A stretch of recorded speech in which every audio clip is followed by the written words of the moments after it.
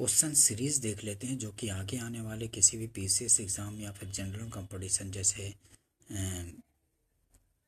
Banking, SSC, railway, Bihar SSC, inter level, graduate level, इन सब के लिए काफ़ी महत्वपूर्ण होंगे, जो कि आस्क्ड क्वेश्चन है किसी भी पीसीएस एग्ज़ाम्स जैसे UP PCS, Bihar PCS, IAS, इन सब का आस्क्ड क्वेश्चन है जो कि आने वाले किसी भी पीसीएस के लिए भी या फिर जनरल के भी काफ़ी इम्पोर्टेंट रहेंगे। संवैधानिक विकास से संबंधित क्वेश्चन है, देख लेते हैं। ठीक है, जो कि आगे आने वाले किसी भी एग्ज़ाम के लिए ज़रूरी रहेंगे। चलिए देखते हैं। ईस्ट इंडिया कंपनी द्वारा स्थापित उच्चतम न्यायालय के प्रथम मुख्य न्यायाधीश थे। तो ईस्ट इंडिया कंपनी द्वारा स्थापित उच्चतम न्यायालय के प्रथम मुख्य न्यायाधीश कौन थे? तो एलिजा इम्पे थे। ये आंसर हो जाएगा। नेक्स्ट क्वेश्चन देखते हैं। भारत के गवर्नर जनरल को किस एक्ट के द्वारा अपनी समिति के निर्णय को अस्वीकार करने का अधिकार दिया गया? तो 1786 के एक्ट के द्वारा।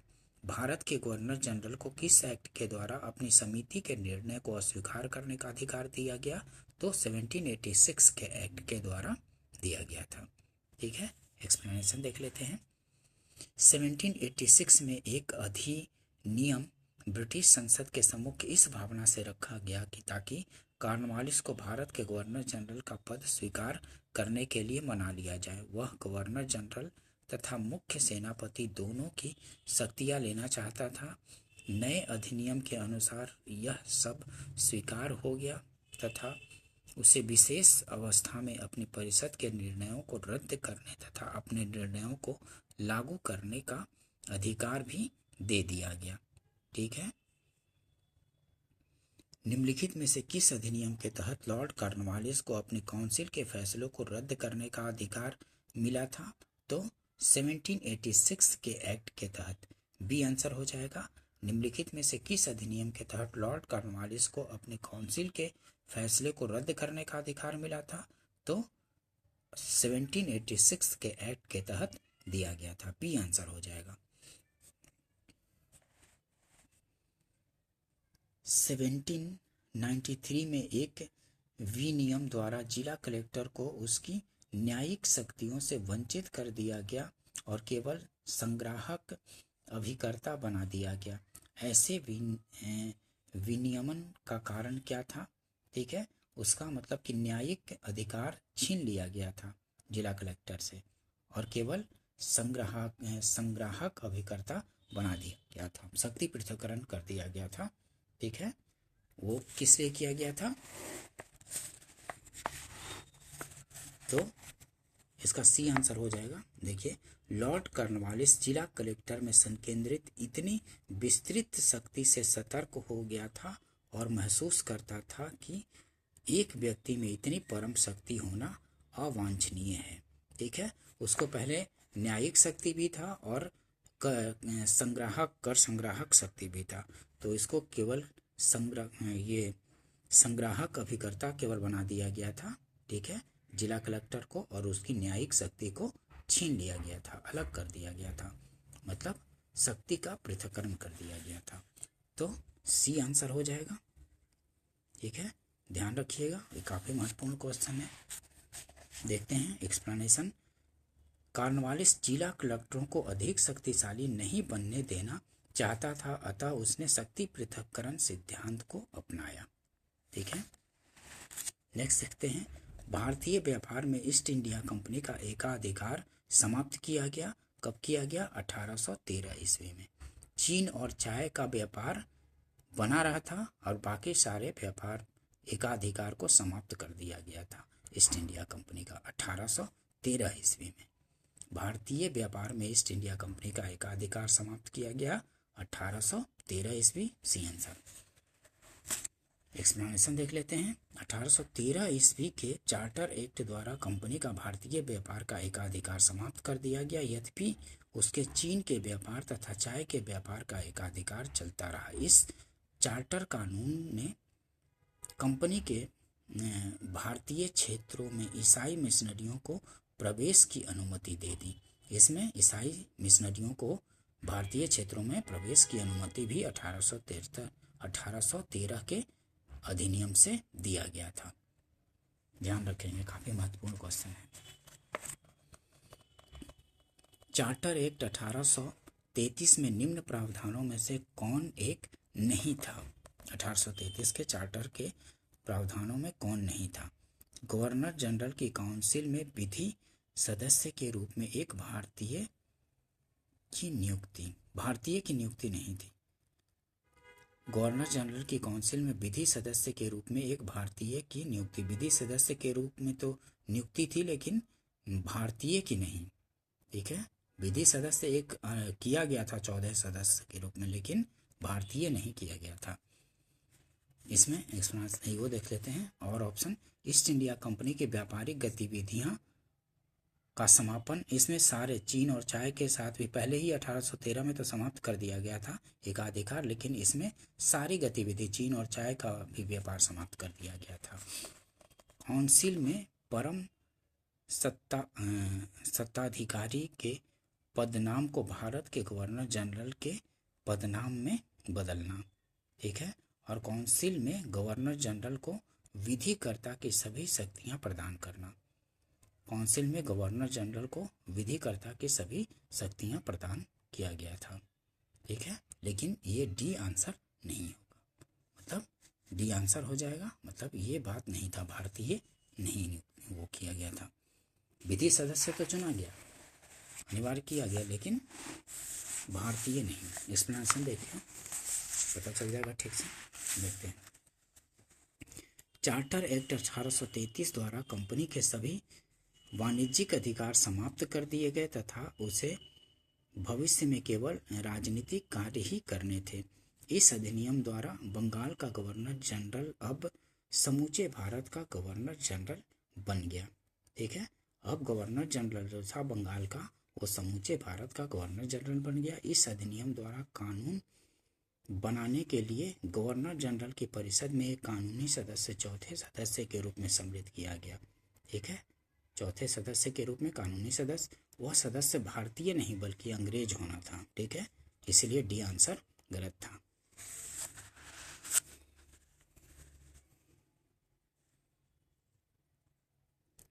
नेक्स्ट क्वेश्चन देखते हैं, लोक सेवाओं की परीक्षा इंग्लैंड तथा भारत में एक साथ करने की संस्तुति निम्न में से किसके द्वारा की गई थी?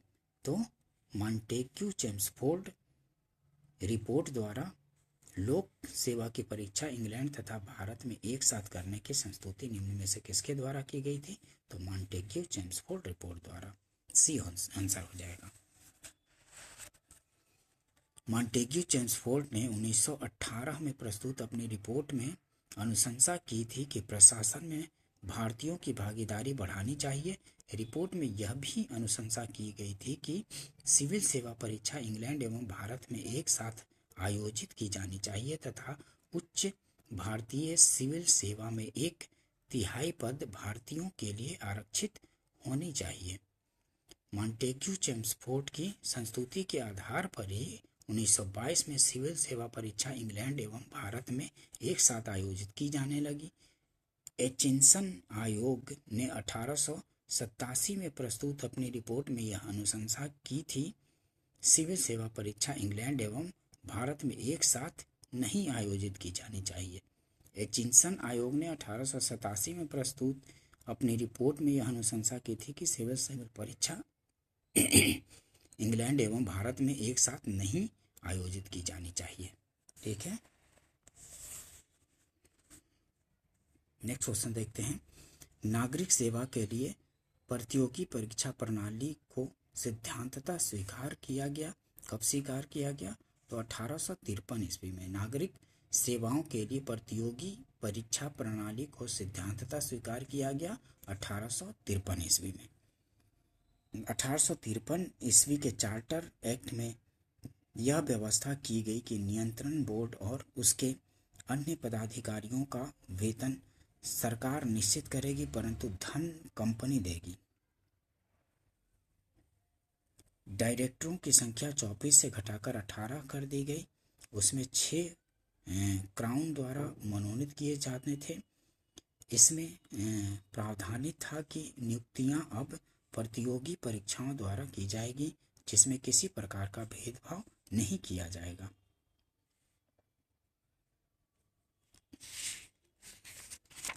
प्रतियोगी परीक्षा प्रणाली द्वारा नागरिक सेवाओं में भर्ती के लिए 1853 में प्रतियोगी परीक्षा प्रणाली शुरू की गई थी।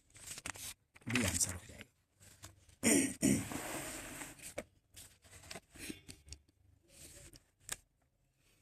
नेक्स्ट क्वेश्चन देखते हैं। निम्न में से किस एक वर्ष से ब्रिटिश सरकार अंतिम रूप से भारत में एवं इंग्लैंड में एक ही समय साथ साथ इंडियन सिविल सर्विसेज ICS की परीक्षा आयोजित करने हेतु सहमत हुई थी? तो 1922 ईस्वी में, 1922 में।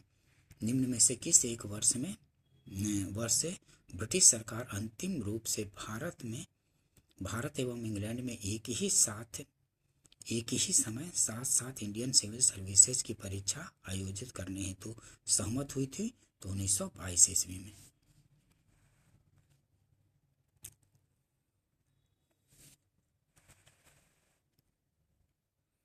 सूची 1 को सूची 2 से मिलाना है। तो नियंत्रण परिषद की स्थापना कब हुई थी? तो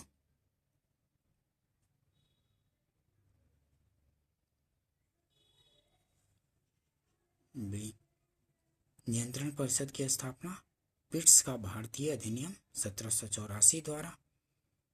ठीक है। सर्वोच्च न्यायालय की स्थापना कब हुई? तो नियामक अधिनियम 1773 द्वारा 1774 में। और ईसाई मिशनरियों को भारत में कार्य करने की अनुमति कब की गई थी?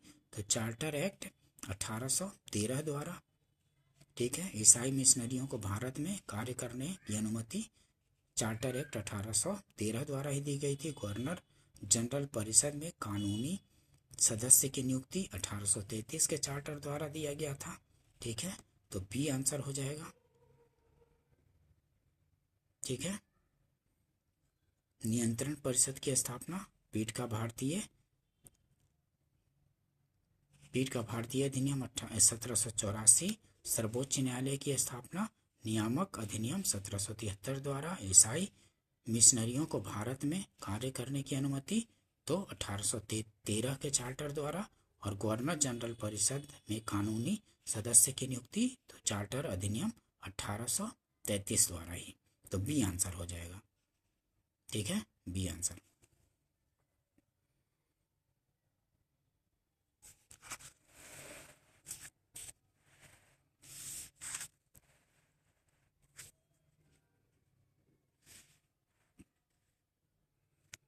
मिलान करने के लिए सूची 1 सूची 2 से। तो charter act 1813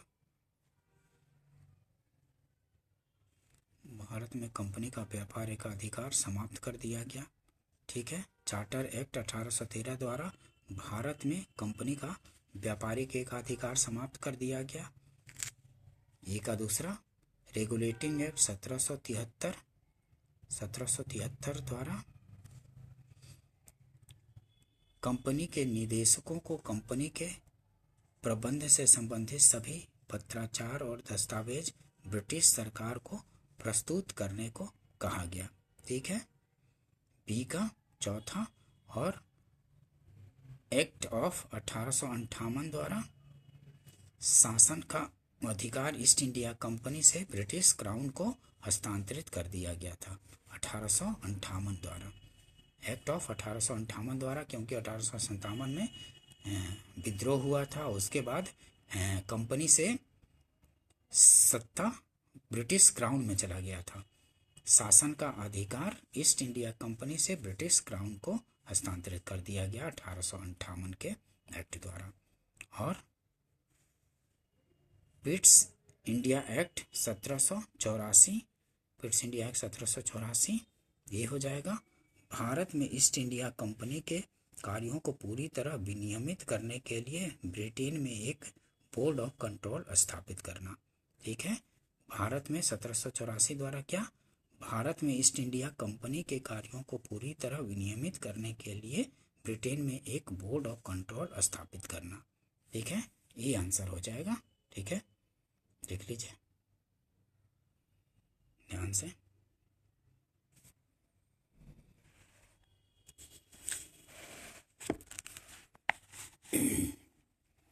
board of control की स्थापना किस अधिनियम के अंतर्गत की गई थी?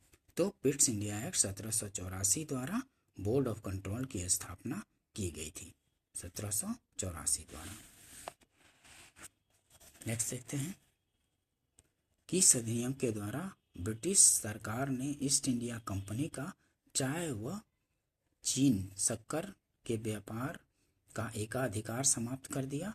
तो 1833 के चार्टर एक्ट द्वारा समाप्त किया गया था ना, चीन और चाय का भी व्यापार। पहले तो 1813 में एकाधिकार समाप्त कर दिया गया, चीन और चाय से बचा रहा, और चार्टर एक्ट 1833 में वो भी समाप्त कर दिया गया चीन और चाय के साथ।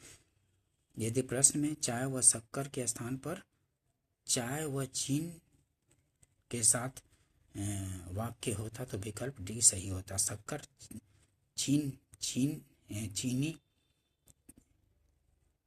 चीन, चाय और चीन होता ना, शक्कर यहाँ चीनी लिख दिया है। चाय और चीन के साथ व्यापार को समाप्त किया गया था 1833 में, शक्कर नहीं, चीनी नहीं।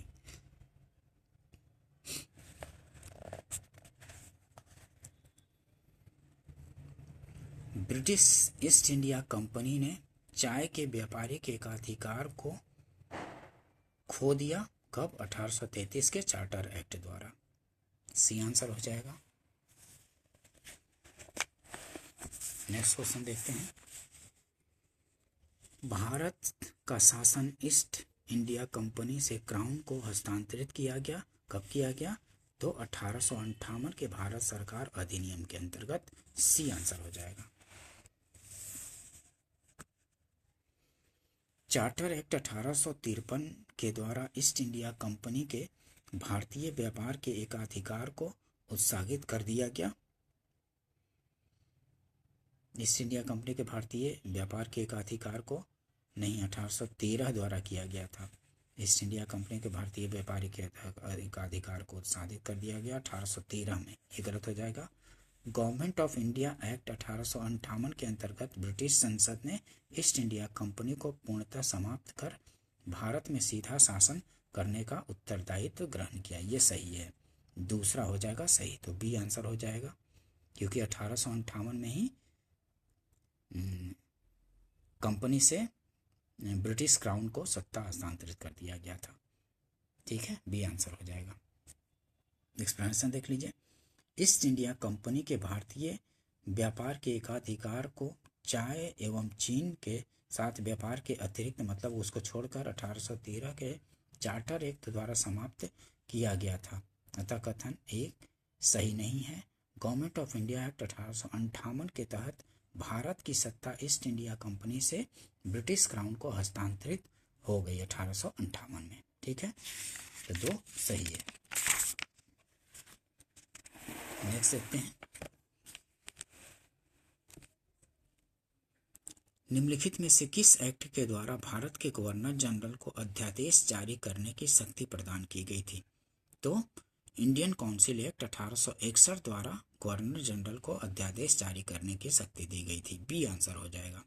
ठीक है, इंडियन काउंसिल एक्ट 1861 के द्वारा गवर्नर जनरल को अध्यादेश जारी करने की शक्ति प्रदान कर दी गई। ये अध्यादेश अधिकाधिक 6 माह तक लागू रह सकते थे। 1861 में गवर्नर जनरल को अध्यादेश जारी करने की शक्ति दी गई थी। ठीक है, बी आंसर हो जाएगा। ब्रिटिश इंडिया के निम्नलिखित में से किस एक अधिनियम ने सामूहिक कार्यचालन के स्थान पर विभाग या विभागीय पद्धति द्वारा वायसराय की कार्यकारी परिषद पर उनके प्राधिकार को और बल प्रदान किया? तो इंडियन काउंसिल एक्ट 1861। ठीक है, ब्रिटिश इंडिया के निम्नलिखित में से किस एक अधिनियम ने सामूहिक कार्यचालन के स्थान पर विभाग या विभागीय पद्धति द्वारा वायसराय की कार्यकारी परिषद पर उनके प्राधिकार को और अधिक और बल प्रदान किया? तो इंडियन काउंसिल एक्ट 1861, ये आंसर हो जाएगा। एक्सप्लेनेशन देख लेते हैं और अच्छे से समझ आ जाएगा। 1861 के भारतीय परिषद अधिनियम द्वारा वायसराय की परिषद को कानून बनाने की शक्ति प्रदान की गई, जिसके तहत लॉर्ड कैनिंग ने विभागीय प्रणाली की शुरुआत की। लॉर्ड कैनिंग ने भिन्न भिन्न सदस्यों को अलग अलग विभाग सौंपकर एक प्रकार से मंत्रिमंडलीय व्यवस्था की नींव डाली। इस व्यवस्था के अनुसार प्रशासन का प्रत्येक विभाग एक व्यक्ति के अधीन होता था। निम्नलिखित में से किस अधिनियम के अंतर्गत भारतीय विधान परिषद को बजट पर बहस करने की शक्ति प्रदान प्राप्त हुई? तो भारतीय परिषद अधिनियम 1892 में बजट पर बहस करने का अधिकार मिला था। बी आंसर हो जाएगा। बजट पर बहस करने का अधिकार कब? 1892 के भारत परिषद अधिनियम द्वारा। बी आंसर हो जाएगा।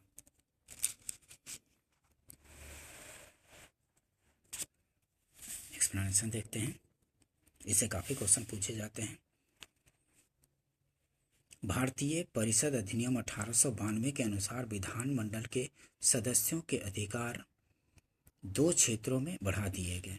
ठीक है, विधानमंडलों के सदस्यों के अधिकार 2 क्षेत्रों में बढ़ा दिए गए। पहला क्या? बजट पर उन्हें अपने विचार प्रकट करने का अधिकार दिया गया, यद्यपि इस विषय पर कोई प्रस्ताव रखने अथवा सदन में मत विभाजन कराने का अधिकार उन्हें नहीं था। और दूसरा, सार्वजनिक हित के मामले में 6 दिन की सूचना देकर प्रश्न पूछने का भी अधिकार दिया गया था। ठीक है, नेक्स्ट क्वेश्चन, भारत में मीडिया को नियंत्रित करने के लिए एक्ट कब पारित किए गए थे? तो 1835 में, 1867 में, 1878 में और 1908 में पारित किए गए थे। ये आंसर हो जाएगा।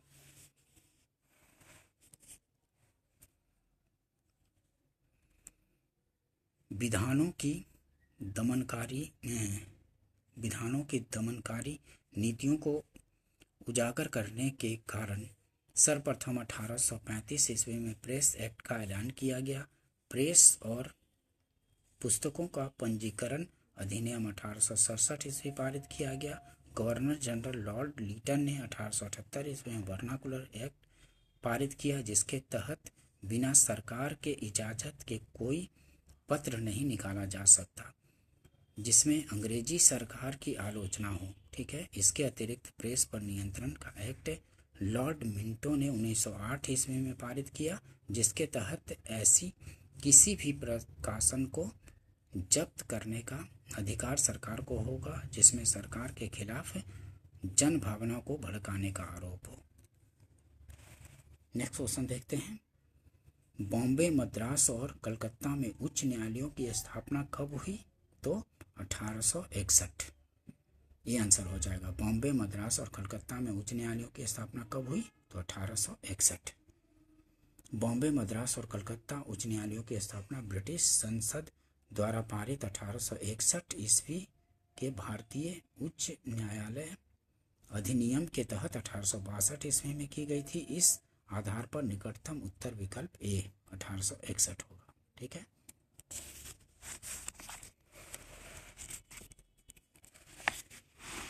नेक्स्ट क्वेश्चन देखते हैं,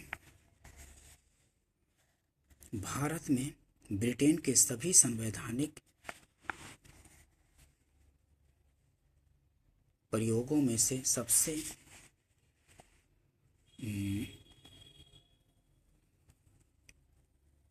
भारत में ब्रिटेन के सभी संवैधानिक प्रयोगों में से सबसे कम समय तक चला तो कौन सा?